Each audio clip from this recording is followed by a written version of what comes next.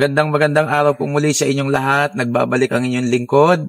Muli, konting kaalaman at gabay sa ating pang-araw-araw na buhay. Talakayin po natin sa sandaling ito yung katagang supportive.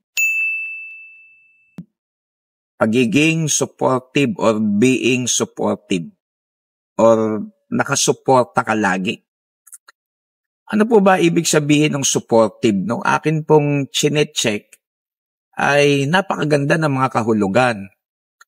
At maganda itong katagang supportive ay makita sa bawat church, sa bawat kapatiran, sa anumang organisasyon. Pag sinabing supportive, ibig sabihin nakikiisa ka, tumutulong ka, nag-a-assist ka, willing kang magsakripisyo, umaayon ka sa mga panawagan ng mga pangangailangan, dumudukot ka, nagpapasakop ka. Merong mga supportive na sasabi nating sumusuporta lang sila sa kaprasong bagay. Meron naman tinatawag na all-out support. Talagang maaasahan mo saan mang larangan ng gawain. Naniniwala po ako na lahat ng mga kapatiran ay may bahagi sa gawain. May bahagi sa ubasan ng Diyos, kaya maganda ibigay natin yung ating suporta sa lahat ng bagay.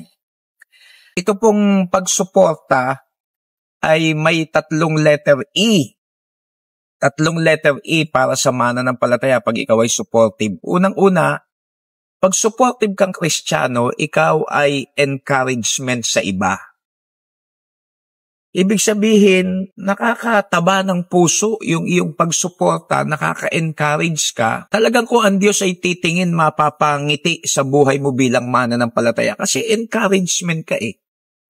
Pag nanawagan ng pastor, ikaw ang una agad na tumutugon. Pag may pangangailangan, nililista mo agad ang pangalan mo, isa ka agad sa handang magsakripisyo, handang dumukot, handang gumastos. Ikaw yung unang nagpipray sa mga needs, encouragement ka sa iba.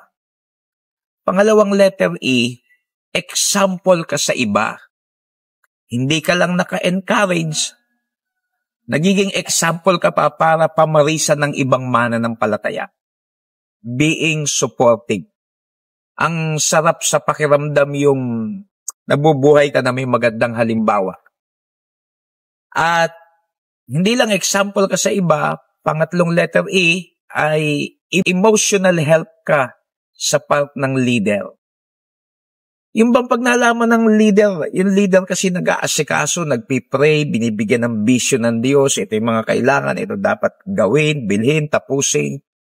Tapos makikita ng isang leader na ikaw yung laging tumutulong. So, nai-inspire yung leader emotionally, nakikita niya, ikaw ay malaking karagdagan, malaking tulong sa gawain. Encouragement ka sa iba, example ka sa iba, emotional help ka pagdating sa part ng leader. Pag ikaw ay supportive na miyembro.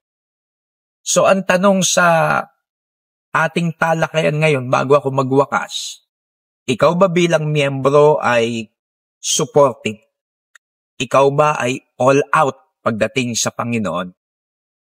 Ikaw ba ay masaya sa pagiging supportive? Ikaw ba'y naaasahan o wala kang pakialam? So nawa ang dalangin ko, lahat ng miyembro ay maging supportive bilang anak ng Diyos. So hanggang dito lamang po akong muli. Ito po ang inyong lingkod, ang Pekeng Kano.